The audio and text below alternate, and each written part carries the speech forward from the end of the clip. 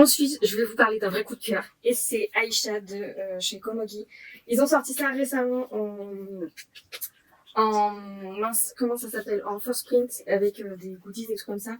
Et je ne savais pas qu'ils allaient sortir cette série-là. Je l'avais commencé sur Webtoon, mais j'avais un peu de mal parce que c'était du noir et blanc. Mais là, en papier, et surtout avec une édition reliée qui est vraiment incroyable. Franchement, c'est un vrai coup de cœur. Enfin, le graphisme est incroyable, l'histoire. Elle est à la fois psychologique, elle est à la fois sanguinolente, elle a des mystères.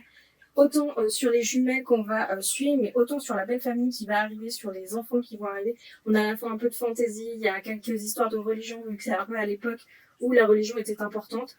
Et franchement, j'ai vraiment hâte de lire la suite. Je pense pas que je le lirai sur Webtoon parce que, comme je l'ai dit, j'ai eu beaucoup de mal à le lire, mais c'est vraiment une pépite. Si vous aimez les histoires un peu gore, mystérieuses, avec un peu de fantaisie, franchement, lisez Aisha parce que c'est vraiment un vrai coup de cœur. J'ai beaucoup aimé. Et je pense que je vais participer au tome 2 du First Print parce que franchement, je pense que je pourrais pas attendre leur sortie en librairie. Surtout que je sais même pas si ma libraire va le recevoir. Il faudra que je le commande. Donc ça risque d'être un peu plus long. Donc autant que je participe à leur First Print. Et voilà. Et en même temps, ça m'a fait donner envie de lire des Dimension 2. Donc voilà. Mais c'est un vrai petit coup de cœur. Et la dernière série, non, il y a une autre série en lecture commune avec Marguerite qui est Yamada. Et ça, je vous dirai jamais assez, c'est toujours une série que j'adore énormément. Franchement, une romance vraiment chill, un peu tranquille, avec des histoires de jeux vidéo. Franchement, j'aime beaucoup.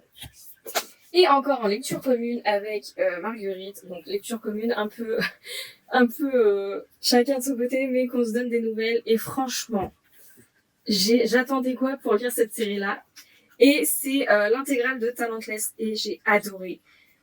Dès le début, j'avais toujours des questions. La pauvre, j'arrêtais pas de lui poser des questions en lui disant mais il va se passer ça, mais lui il est pas mort, des trucs comme ça. Et franchement, j'ai été jusqu'au tome 12. Et là, vers la fin des tomes, vers 9, 10 à 12, on a des choses qui se passent qui sont vraiment incroyables. Même si au début, on a de l'introduction qui est vraiment incroyable, des choses qui se passent. Enfin, on a vraiment des mystères, de l'enquête, de la fantaisie. On a vraiment quelque chose. C'est trop bien en fait. C'est un peu comme un survival game, sans vraiment être un survival game. Mais on a vraiment cette histoire un peu de personnages qui ont des pouvoirs, qui sont mis à l'écart pour pouvoir sauver le monde, mais qui à la fois il y a des méchants qu'on n'a jamais vus et du coup il y a beaucoup de questions qui vont se poser, des personnages qui vont arriver, les militaires qui vont se mettre en place, il y a vraiment beaucoup de choses qui vont arriver et franchement c'est vraiment incroyable. On a un petit graphisme un peu enfantin mais à la fois qui est un peu gore, un peu dans le même style que Danganronpa et ça c'est vraiment intéressant et surtout que j'adore le jeu Danganronpa donc je pouvais que aimer Talentless.